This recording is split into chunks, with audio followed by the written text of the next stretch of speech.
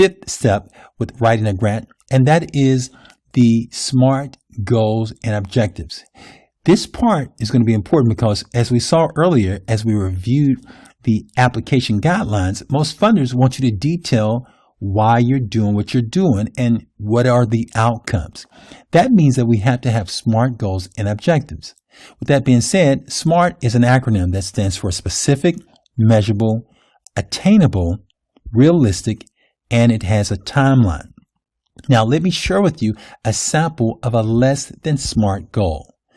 If someone said our goal is our organization will help feed the hungry and homeless to make the world a better place, I want to share with you why this goal is not considered a SMART goal.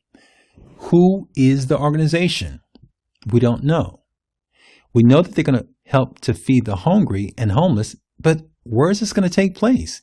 And when is it going to take place? And how is it going to take place? To make the world a better place is kind of nebulous. It's very vague. So this one goal and objective that we have here is something that is lacking clarity. And that's why we want to make sure that we have a SMART goal, or at least a smarter goal. Here's a sample of a smarter goal.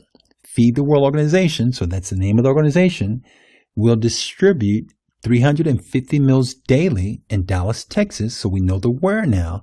We know what they're going to provide, 350 meals, to assist homeless mothers and children between January the 15th, 2025 and December the 31st, 2025.